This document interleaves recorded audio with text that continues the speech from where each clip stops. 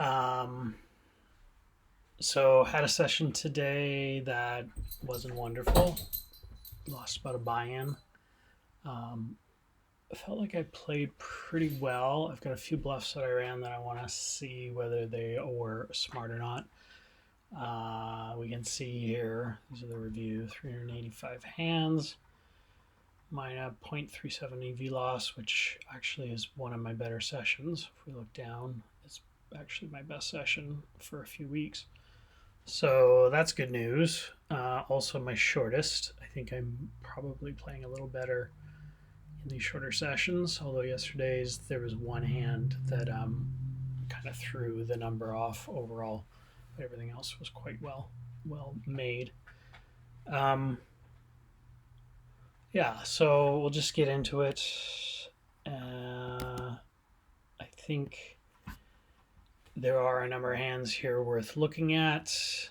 Again, we'll skip the flop work, stick mostly to post flop, and just see what mistakes we made that we can learn from and do a better job next time. And there we go. So 8-9 in the big blind we're going to defend versus someone we have no stats on. Flop 2 pair, which is great, but a flush draw, so we'll want to check raise if we get the opportunity. Create a little bit of denial, get some value from a really good hand. This is a flop that's far better for us than it is for them. There's no reason for them to be betting here. And unfortunately, they don't bet. So our action on the turn, unless club comes down, is we're going to bet.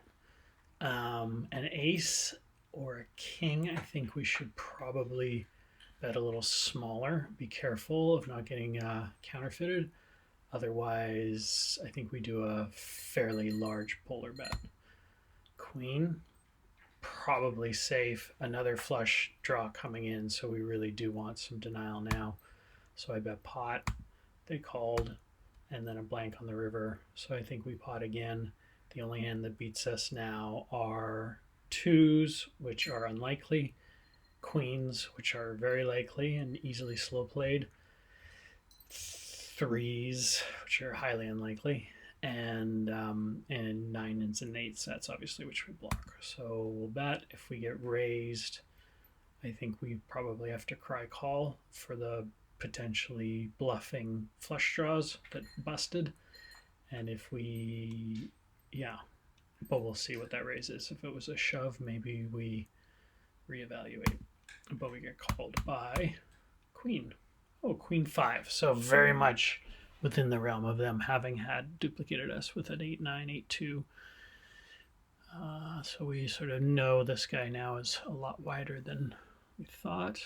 Although in the cutoff, it's probably not a bad open. Small blind, big blind, we raise, we're going to fold. Fives, we raise, we get re-raised, we're going to fold. Possibly worth defending fives on the button, but the raise size was quite big, and I thought they were quite a strong player, so decided to avoid playing into them at this point.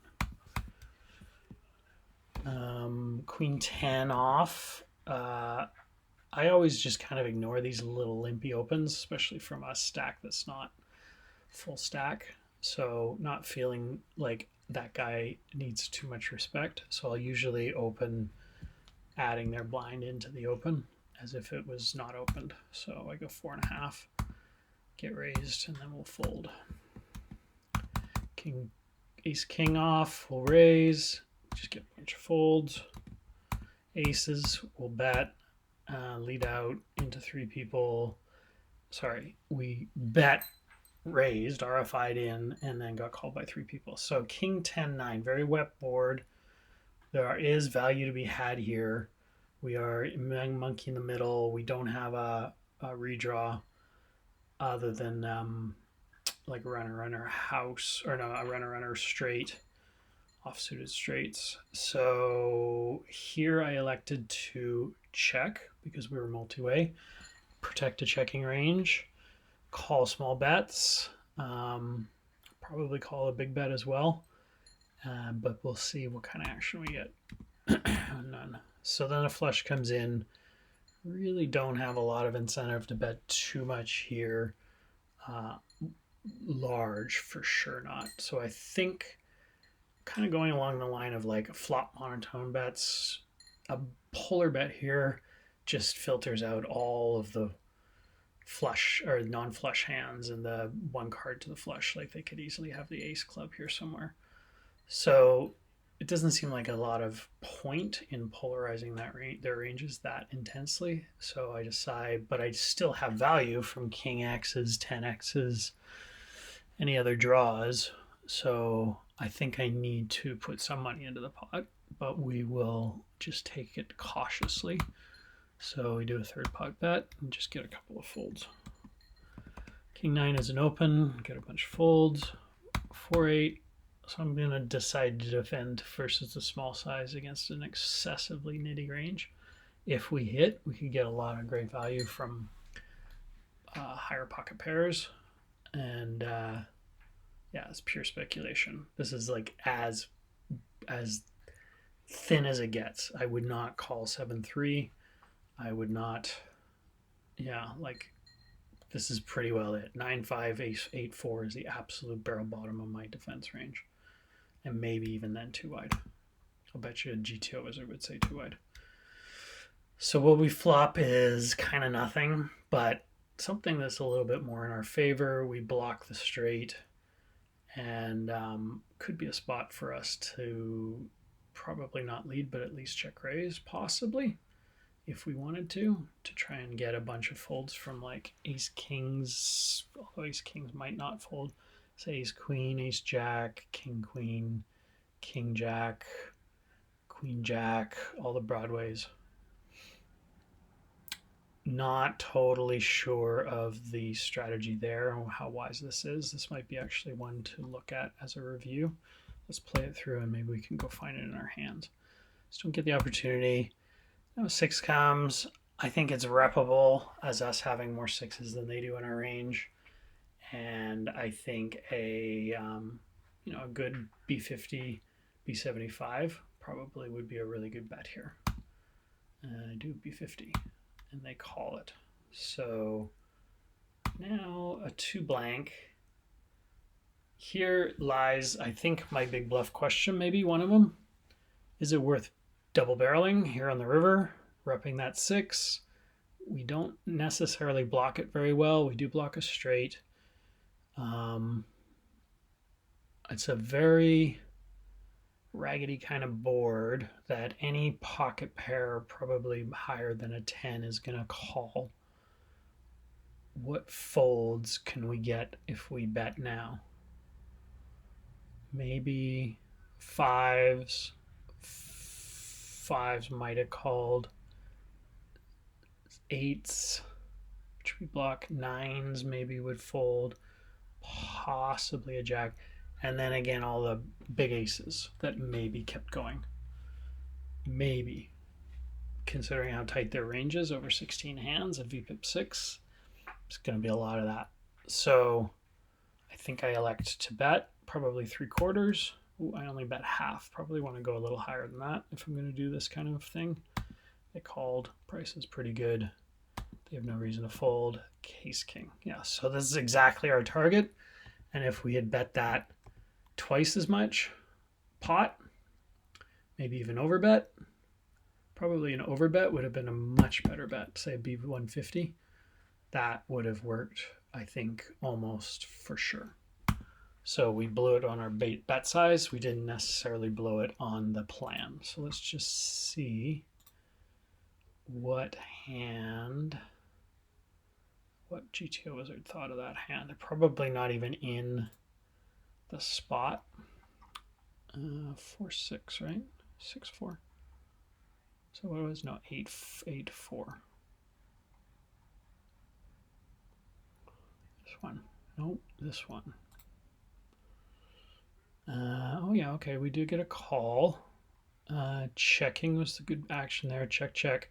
So yeah, so the wizard wants to use it for sure as bets, but we just didn't go big enough. Like B50 just is not a big enough bet. And I think I'm running into this problem. I'm running into a problem of sizing my bluffs down and sizing up my value. At one point, I thought, why not just make them as small as possible to work the maximum amount of time to risk the least?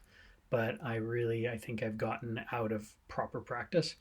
Now, granted, a B250 versus a B50, actually, our bet size is EV wise a little bit better and is equal to all the other choices. So I guess it's not so bad in the end. And then this is the mistake is, actually that's a one street bluff, I guess. We just don't keep going. Interestingly, I feel like I want to know what other hands do want to make bets bluffs on.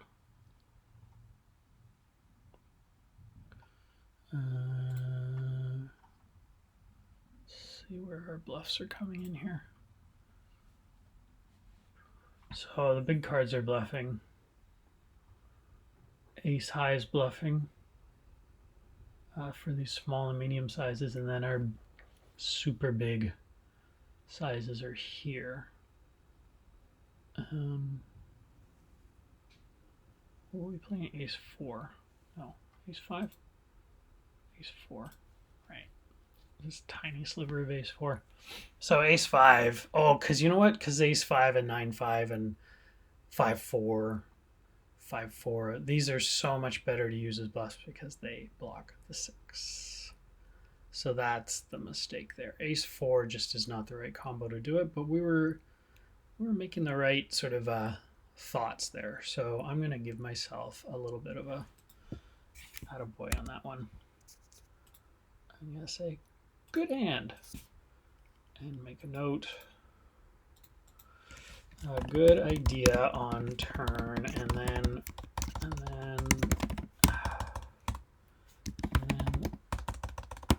River really wants to use 5x versus 4x to block the 6x hands.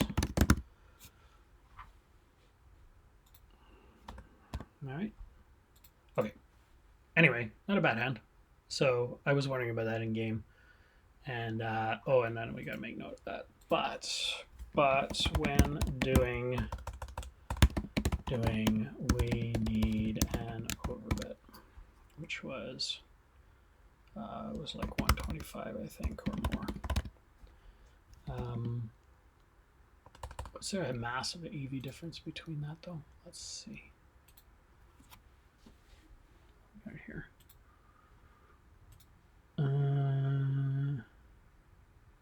Yeah, actually, you know what? It's not too bad. B60, B61. Turns out that's not a bad size. B28, B61 actually with 9 and 8-5 are actually not good. The 5-4 is the better one. So we're in the realm. So there you go. Actually not a bad idea. Just wanted to block the 6. And that's not true. Bet size turned out. Bet size at optimum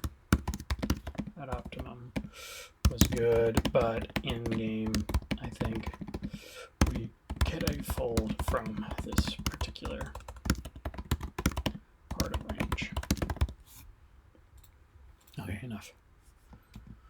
Ace 10 is going to be an open. We get defended. I think that board is good for us. We have a flush draw, so we'll continue. They call blank on the turn. I think now we're sitting in showdown value, possibly, likely not. They could have a pair. They can easily have a king. I think any ace-X's that called now are kind of in this zone, and I would want to use maybe a lower realm of the ace-X's to get more ace-X. So like ace 3, ace or ace 4, ace 5, maybe ace 7 to get folds from my kind of hand. and higher. I think we're kind of targeting too few hands if we bet again, which we don't. They check. And then there's a jack on the river. We block a flush. We could wrap easily a flush. And we also are holding a gut shot. Any pair we could fold potentially if we were to put in a good enough bet, which again, I'm stuck on these B50s. These are not working for me. They call with jack. Well, they rivered a jack. So fabulous. I think psychologically it might be tricky for people to fold in that spot when they actually pick a hand up. I don't even know why they were drawing. What were they doing on the flop? They called with a double gutter. Yeah, like they have to hit a 7 and a 10. And a runner ace, I guess, or this jack that they get in the end. So, again, I think river note, need to size up, but not sure right combo again. Queen, jack, no, queen 8, queen, jack 8, nope, 10-8. Maybe those are the better hands to get higher folds from, again, this category of hand that I hold. Let's just look and see, just for the sake of interest. I'll go a little slower today and do this and see how it goes. Into ace 10, ace 10, ace 10. Should be the last bit of hands. Ace 10, this one.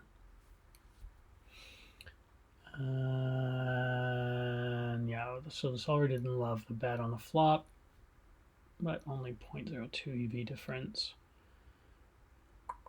And then we check the turn, which it seems to dig.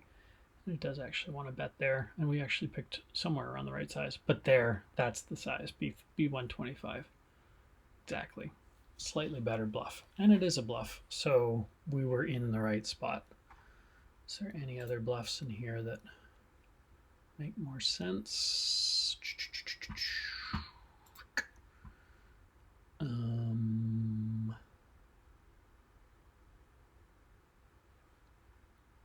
Yep. This one. So tens. Oh, that's interesting. Oh no, that's tens. Interesting. I would have thought that'd be too strong to bluff. Yeah, queen jack, queen 9, like I said, ace queen. Okay, ace 10. So even ace queen's a really good bluff. Certain colors thereof. Yeah, holding the ace of spades helps. 10 of spades, ace of spades helps. The 10 of spades, not so much. Not so much. So reverse those colors and we got a bluff all day. Actually, you know what, let's just quickly make that. Rather have ace spade 10 versus this.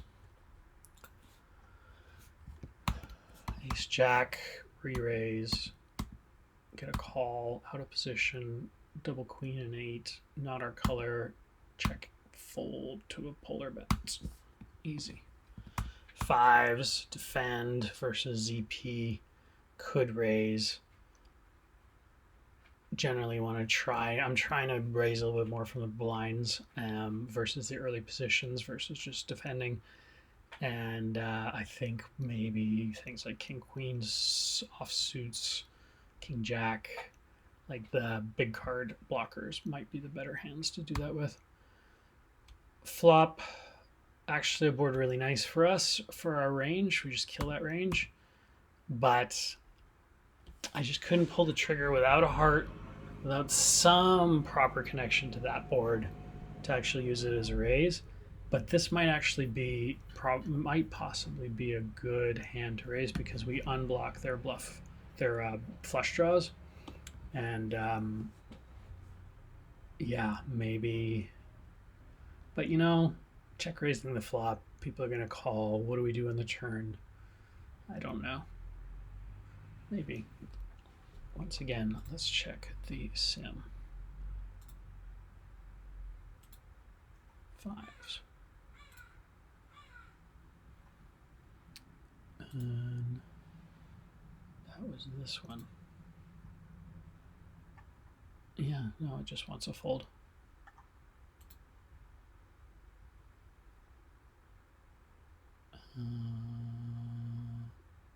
These ones are going to be bluffing from these connector cards with spades, with diamonds and spades. No fives are used as bluffs, just not even a call. So it's mostly this stuff that interacts around that the straight as well. So if I use these pocket pairs, I'm over bluffing. Interesting that we call with fours, threes, and twos, but not sixes and fives. I wonder why that is. I guess because we want them to have a six or a five as they're on the bottom end of a draw, straight draw maybe. So we can call there, whereas, yeah, I'm not sure. If we, let's see, we raise, if we raise to size 50, I don't even have those combos. Yeah, it's these things, I guess, that are reacting. 6-5.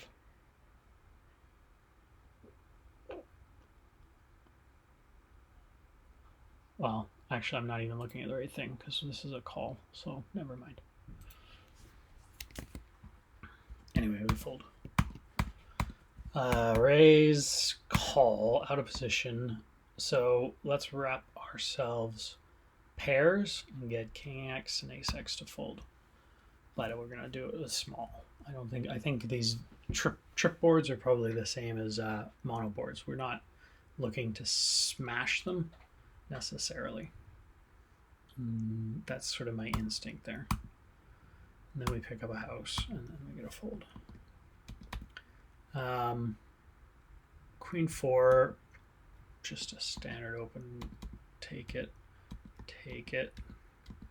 open, call, kind of a shitty flop. I think if we're stabbing here all the time, I mean, it's sort of a fours and threes make this probably a big blind flop, better range for them. So I don't think we want to bet here. We don't really have poles. I think we're kind of merged here in the middle.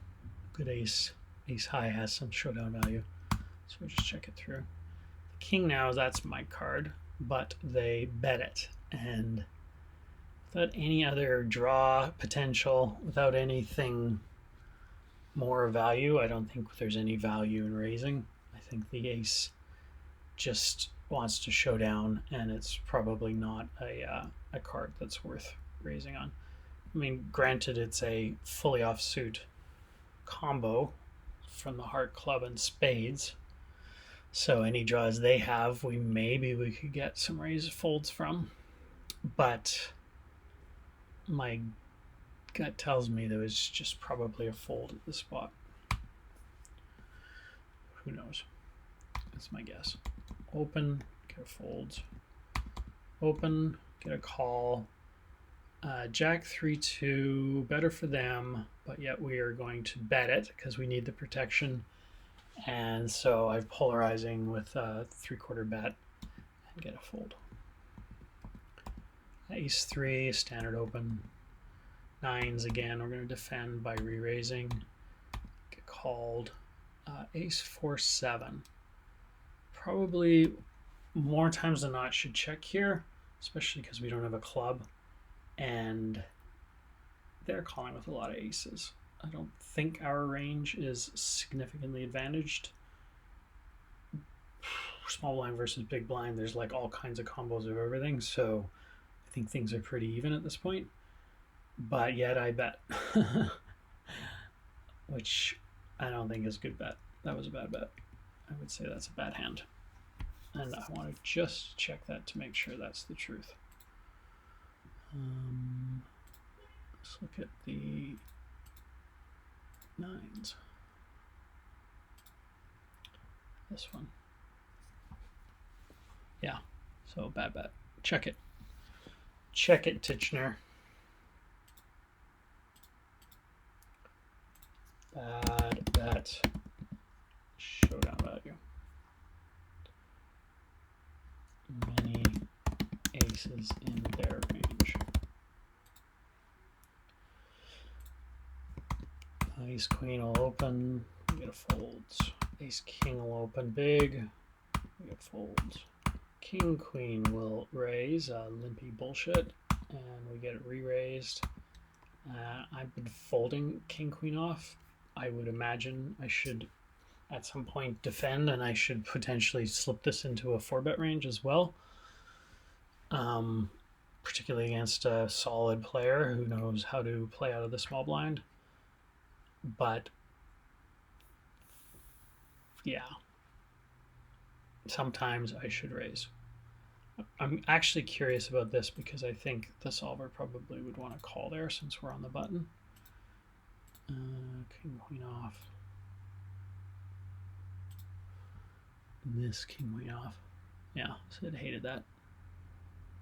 Interestingly, did not. Oh, because of this calling. So fuck it. It doesn't have any idea.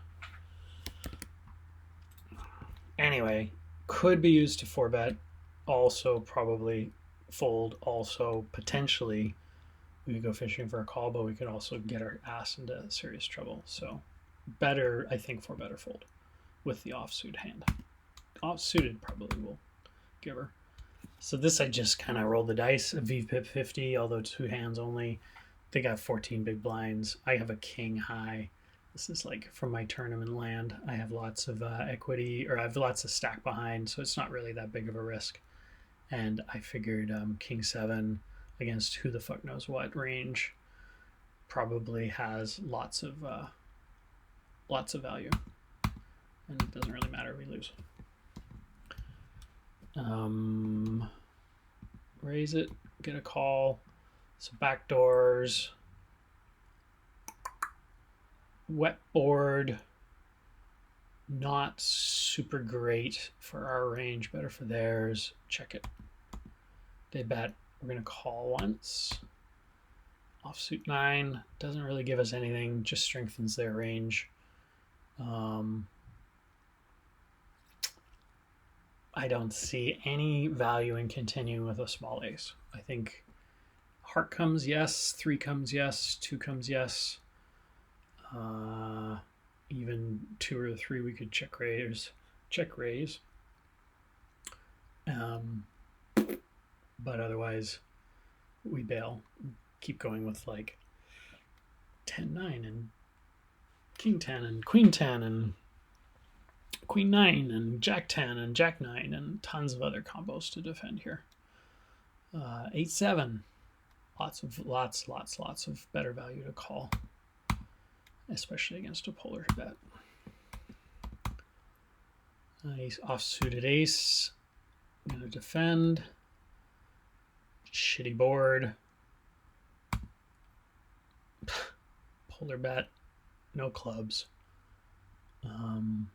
Very attackable if we had any sort of backup. All we have is 7-8. And even the club, it's like not, what are they, 3-6 outs, because the clubs are dirty, so no point. And even 7-8 runner, and then the 9 isn't always perfect for that because they could have queen 9. So whatever, bail out. Ace jack raise, get the blinds, a lot of that. Queens, get the blind. Queen 10, get the blinds. 10-9. So this is a little edgy, maybe. VPIP 25. Proper, kind of basically a little opposite me. C betting 50. Yeah, they're almost exactly my stats. At some point, we have to have these kinds of hands in our range. Like, we can't just be raising with broadways and big cards and pairs. We got to have some drawing. This is a really nice hand. I would give it a lot more consideration to call from an EP open. I've been disciplining myself to never call these against these positions, only raise. I know we probably could call here and see a flop. We're in a pool that loves squeezing though. So, and both of these players look like they're relatively competent, and we're just setting ourselves up to be squeezed. So if I call here, which I did, I'll bet you anything I'm going to get squeezed, which I was. So hating life. Should probably have raised and just stuck with my discipline of not calling middle position and cutoff opens. Gotta stick to the plan. I think the thing that happens to me over the course of a session is I start to get a little, when things aren't going so great. So when bluffs don't get through, when my value doesn't hold, when I get coolered, which I think I was coolered on a hand somewhere around here. I just start to get a little cautious and start to, that's the fears creeping in a bit. Like it's not my day. And so I start to adjust my play into this slightly more passive mode of let's just try and see a flop. Let's try and hit something. Let's try and like not compound losses and just try and get going here. So that would be the case of that, which obviously none of that matters in the course of the game on the cards on the table. When the deck is not in your favor, it's just the way it is, and it's difficult to accept that that's the case. But unfortunately, that's the case. So I don't really see anywhere where I'm calling 12 to get in what would be a pot of almost 30 with a SPR of 3. I think we want like 191 big blinds, not 91 big blinds to make that call. Then I think it's a done deal, like no problem. But at 91 big blinds, I don't see a lot of value in continuing. So I folded, sadly, and feeling stupid. Standard open, get a bunch of folds. Standard open, get a fold. Defend. Another spot where we could look at 3-betting. That's a nice hand to 3-bet. Protects the middle of range. Isn't, again, just 3-betting with our big cards and pairs. Gets tons of folds from better. And there's all the value of those 3-bets and more of those in the game. Bloats the pot a little bit, but we're still a long ways away from leverage. So c'est la vie, we called, and we smack it. Woot! So here we go. How do we get our stack into the middle? Do we raise right away? If they have an ace, they probably call a check raise, especially with a flush draw. If they check, we're certainly betting. That's not hard. I think we bet the standard bets have been 1/3 when I'm heads up like this. So I probably don't oversize too much, even though lots of aces in their range then can call a bigger bet. But instead we get a bet, and I think I elected to slow play. Check raise seems very obvious. Granted, we could check raise with the diamond draws, and their ace will call. So in retrospect, I wonder if maybe a check raise isn't the better way. We got to get the money in, and there's no reason not to. So instead I called, which again, maybe feeling a little passive, a little like this is the inverse. Now I don't want to take a chance by raising and losing a bunch of money. I don't want to take a chance and lose my customer. So it's the taking of chances that get harder when things aren't going quite your way, and then things don't quite go your way as things get harder and you take less chances. Now we got a double flush draw board, so we have some incentive for protection here for sure. But they overbet the pot. And I didn't see a lot of point in repolering. We're not always ahead because they could have aces. They could have a better 8. They could have 10-8, Jack 8, Queen 8, King 8, Ace 8. They could have a full house. There's lots of houses, lots of hands that are better than ours right now. We still only really have trips, and the river can absolutely change things. 50% of the time, they will. It will. Is that right? Yeah, like half the cards left. No, there's slightly more. Oh no, we got two spades as well. Anyway, whatever. The point is, a flush comes in a lot of the time. So a small bet we raise, this big polar bet we got to just call, which I do. And then we get a house. So other than versus aces and other than versus 8-8 or ace-8, we're winning. Twos somehow get here. Also are winning. But I think now is the time that money goes in and they just do it for us. And we call. And we were behind until the river. So I, at the time, bitch and complain about how I'm never lucky and why don't I win a hand. This was my big win for the day. I need these things to stay ahead, etc., etc., etc. But the reality is, if you really look at it, is I got bailed out on the river because that guy probably would shove any other offsuit card, and I am going to call it because I'm not folding trips, and all busted flushes could be doing the same thing. So, yeah, board pairing saves the day for Jimmy T. So I just want to see whether that hand played properly according to the boss here.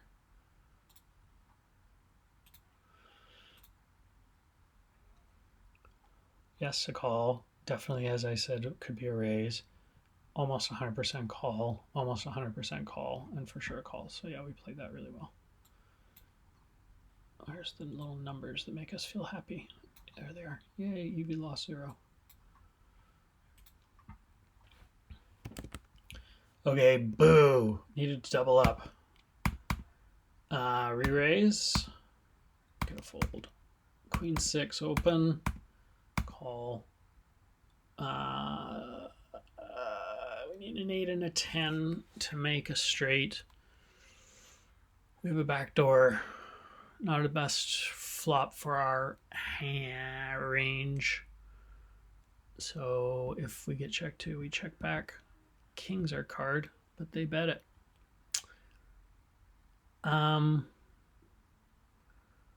Don't see any purpose in raising a king. Well, king's better for us. But queen 10 is the nuts, which we block. So actually, this is probably a good hand to bluff, especially versus a half pot bet. Somewhat nitty player. I'm curious. Should we try and bluff that combo? We can get, what can we get to fold? Not a king.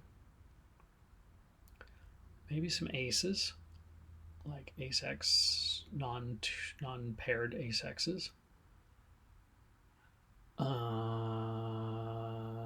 Probably not 10s or 8s, likely not queens. I don't know. Maybe there isn't enough targets. 6s we block, 5, 4s, 3s. 3s, none of those bet. So I've changed my mind. I think this is probably a good fold, but I want to see whether that is I am a smart person or not, according to the box. Yeah, I am a smart person. So what does bluff there? Let's think about what would be the bluffs in that spot. Before we look. Queen 6, Jack 9, 7, king, offsuit king. Queen 8. Jack 8. Nope. 10. 10. Maybe button. Maybe 10-6.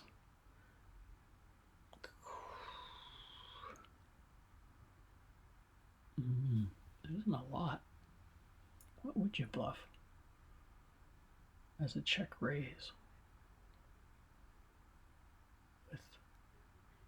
Do you ever check raise a king? What value are you check raising?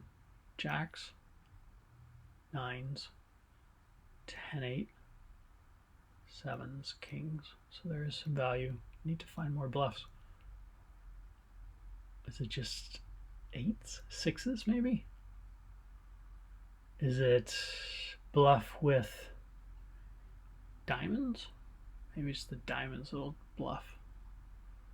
Let's see. Where at? Yeah. Queen 5 diamonds. Queen 4 diamonds. Yeah, raise 100. Raise 100. Queen 7. 10-6 diamonds. 10-6. Oh, that's a straight. What? No, it's not a straight. 10-6 diamonds. Okay. Assuming we opened it. I think I said that too. Queen Jack. Is that a bluff? Must be a bluff. Blocking top set. Second pairs, yeah, we actually start using some jacks. Some other jacks. Bluff at equilibrium. Queen jacks. Offsuit 10, ace 10. Offsuit ace queen. That's probably the better one. Interesting. That, yes. What are we playing? Queen 8? No. We're not even there. Oh, maybe that's part of the problem is Queen 6 isn't actually there. It's shut out. Queen 6.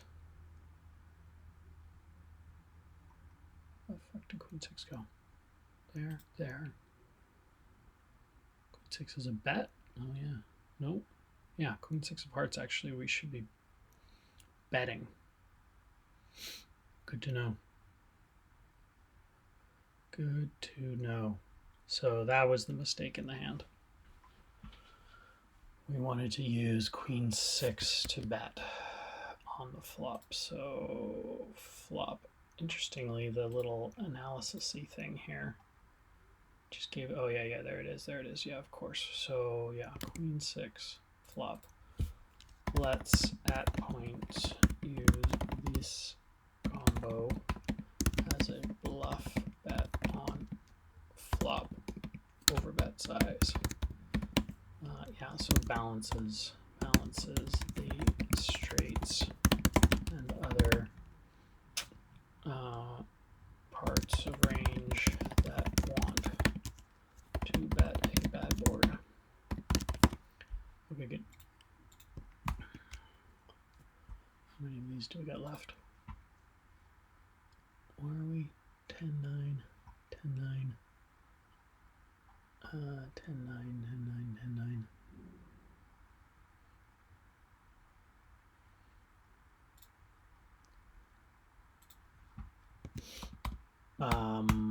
Yeah, big bold raise, get a call, get 3 calls. Shitty board. Bet it anyways. Aces, just a bad bet. I mean, I shouldn't even be leading out here. There's no reason. If I have an ace, I'm not betting it. It's ridiculous. It's just a bad bet. And give her up, and then I go nuts with the straight, like a fucking asshole, and get a call from an ace. Yeah, so this was terrible. There's no point in ever betting there. I don't know why, and I know that, and I don't do it. Never bet here. What the fuck? Especially on ace X board. Multi-way.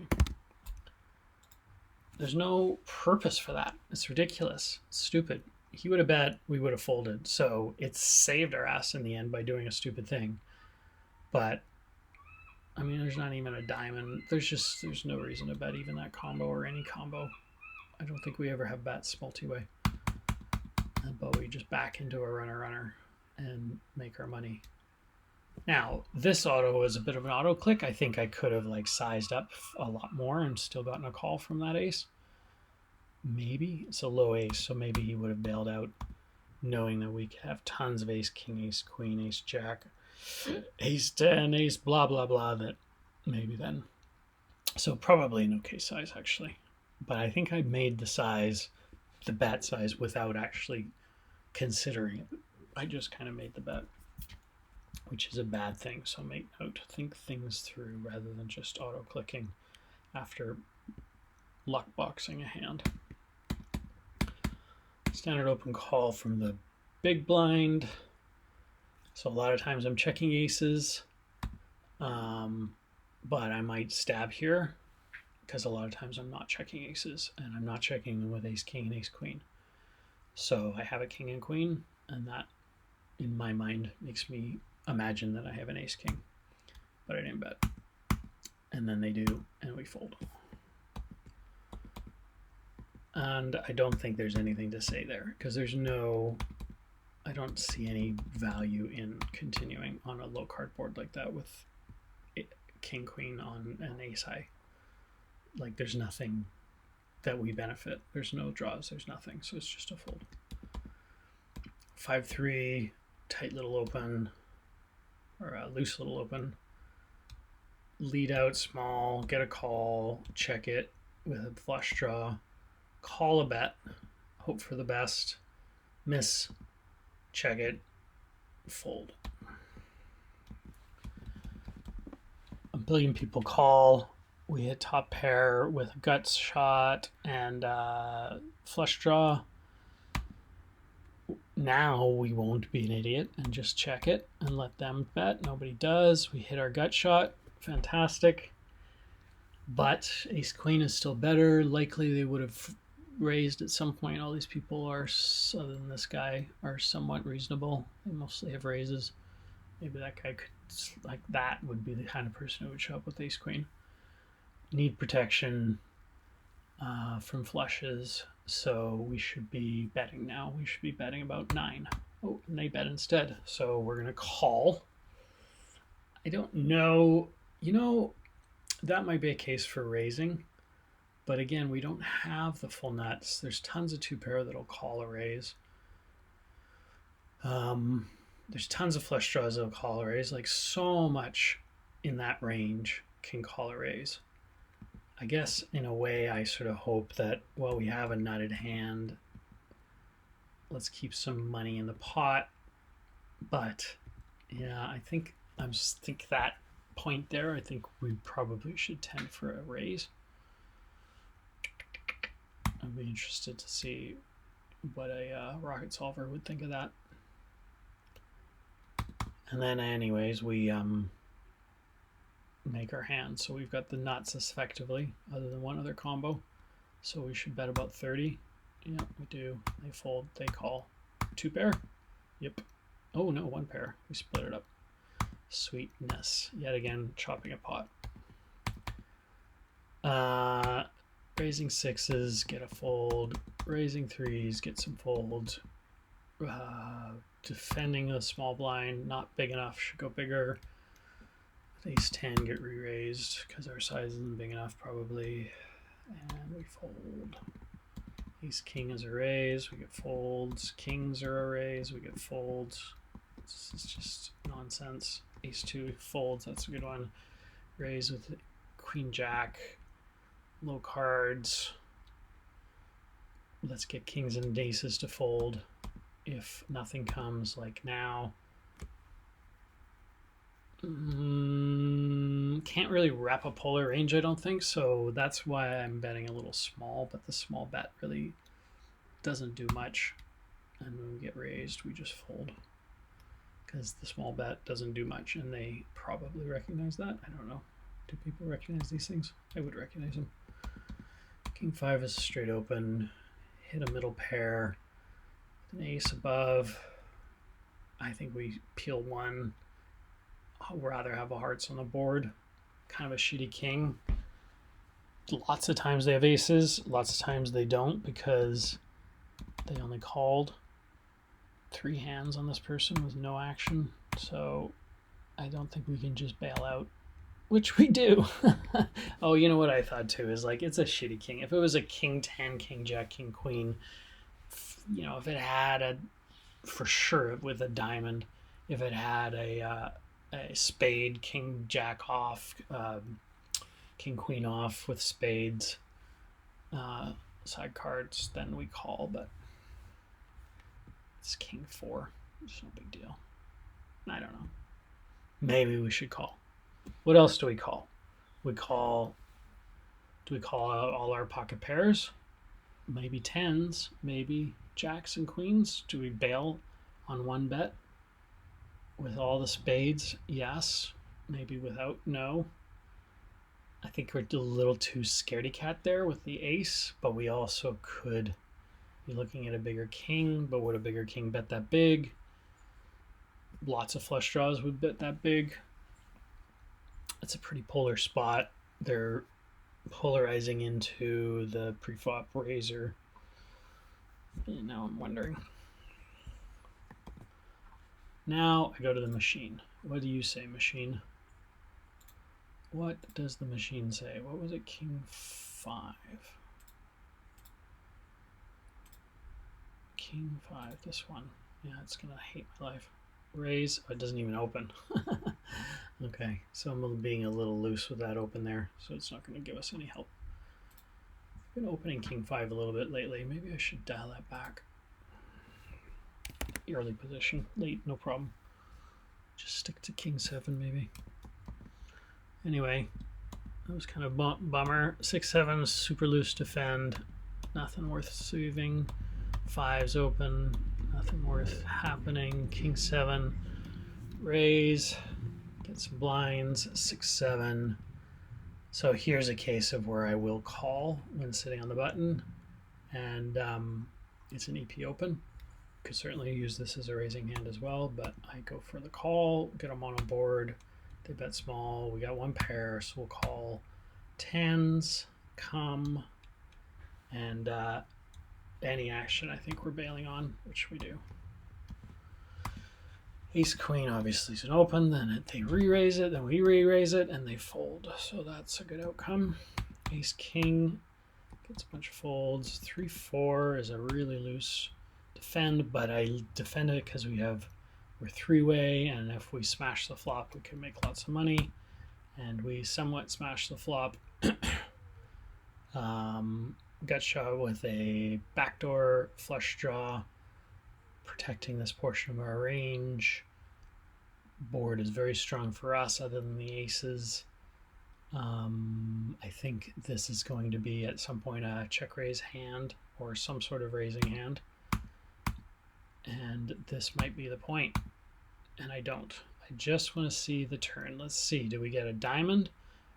Do we get a pair? So any diamond, any pair, any 5 obviously. I don't think we probably want to do it with a 3 or a 4, but this is a great card for us to check raise. Slightly polar, so not optimal in terms of raising. Their VPIP is 33, so their range is a little wide. I feel like they have a lot of air in there because they've bet. Maybe at the turn they start checking any non-aces. But now they have an ace probably a lot of the time, and the question is, can we get them to fold it with our gut shot? We block 2s. It's a great spot to bluff. Rainbow board. They're betting half pot 9 times out of 10 with an ace. Is this a wise play?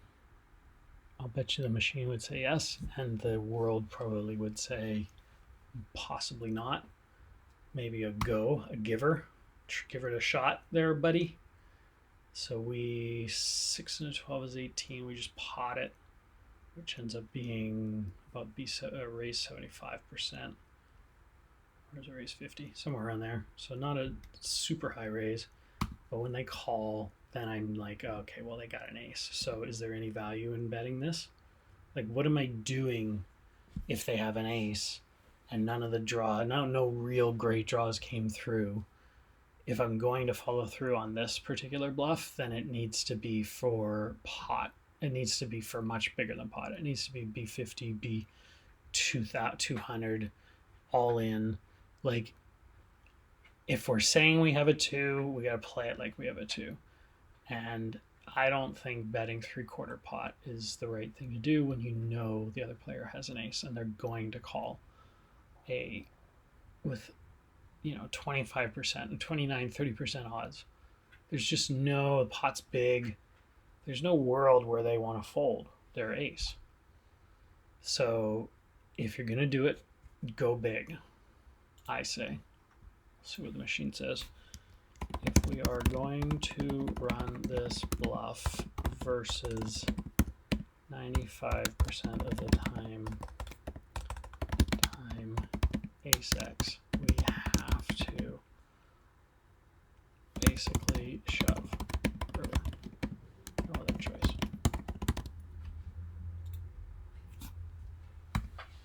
So of course they call with an ace. Ace 7. All are out. 3-4. 3-4.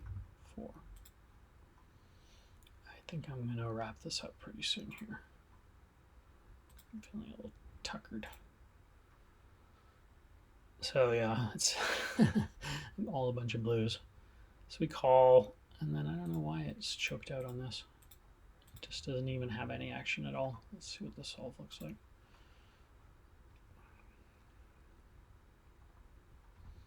I have to actually build it. Weird. 4-3 in the big blind versus the button. So button raise, big blind call, 4-3. Yeah. So why is this solution pre-flop only? 6 max NG. This doesn't make any sense. Maybe it's a general sim. Let's do this one. Oh. Is it?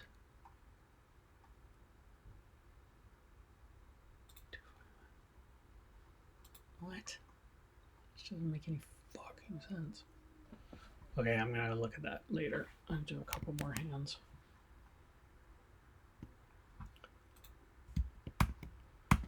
5-6 open, folds. A7 open, calls. Get an ace, get some value from an ace. 7-8 open, get a call. Miss the flop, fold it out. King, queen, queen 10. Middle pair. Get some value from that. Check it with all the aces. Shitty run out. Block a straight. I don't know. Small bet. Maybe an argument could be made to call there, which we did versus sevens. So good call. Nice hand. Queen 10. Queen 10. Yeah, we still have about 10 more hands to go. I don't know if any of these are particularly interesting.